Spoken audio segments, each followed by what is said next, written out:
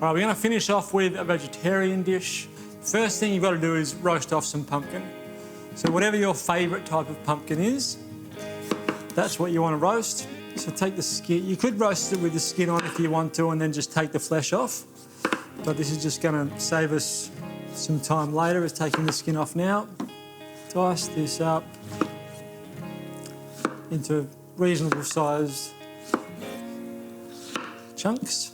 And all we're trying to do is cook it and dry it out a bit. But you could steam this if you wanted to and then let it sit out with, steam it over some boiling water and then let it sit for a while with that steam coming off it, and that would dry it out enough. But I just think the flavour that you get from roasting your pumpkin is better. So I'm going to put that into a baking tray, a little bit of oil and salt, pop it in the oven for probably 25 to 30 minutes, take it out and let it cool enough that it's not going to destroy our ricotta when we mix it together.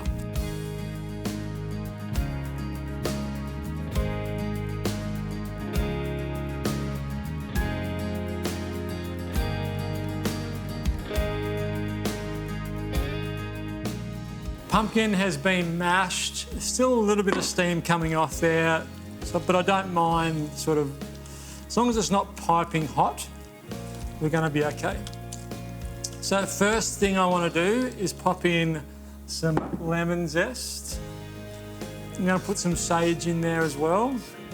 And if you wanted to add other things, now is the time to do it. So if you wanted to add thyme, so sage and thyme, you could. What else would go well? Chili, some chili would go good, some spinach. If you wanted to put some spinach in there as well, you cut some spinach up and pop that in. But this is where you're sort of building your mix, so you're building your flavour in your cannelloni. All right, so zest in, salt, good pinch of salt.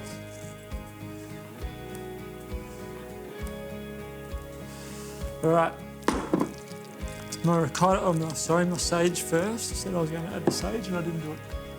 It's my sage.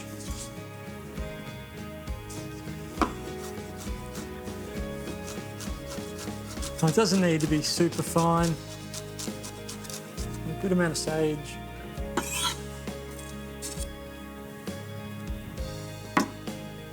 Mix that in.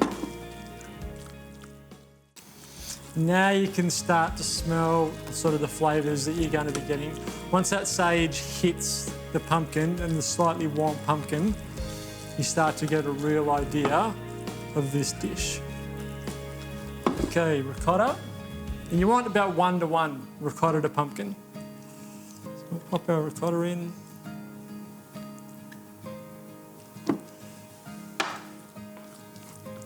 So that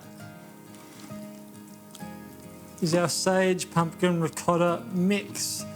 This is where you take your opportunity to taste it. So you want to taste a little bit. Make sure you've got everything right. A little more salt. And I am going to add some lemon juice. You've got that flavour of lemon, but just wanted a little bit of acidity in that mixture. Apart from that, it's really nice. The sage is beautiful in there. It's really sort of fragrant, light. Okay.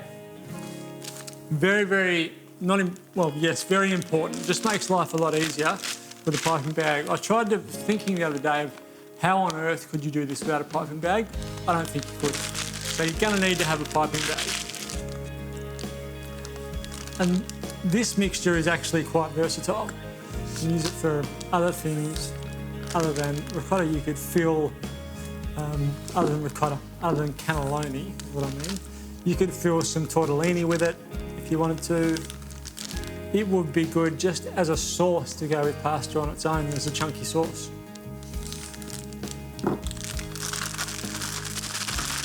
All right, so we've got our mixture done. Sit that there. Get cleaned up a little bit, and then we'll start to put our cannelloni together. So I'm going to cook them in this little tray. So this is what they look like. just little tubes of pasta, basically. We're going to pipe the mixture in there. The moisture that's in the mixture and the moisture that's in the sauce that we're going to put on top is going to soak into that cannelloni, and that's how we end up with cooked cannelloni.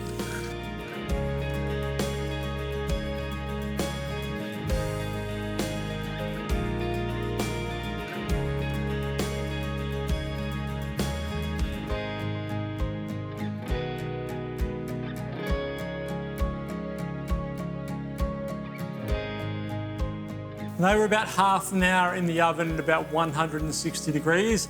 I'm just finishing them off now. A couple of nasturtium leaves. I love the flavour of nasturtium leaves, but one of the things I love about nasturtium leaves is you're going to be able to find them pretty much all year round. Just drizzle with a little bit of olive oil to finish, put some salt on top, and they are ready to go.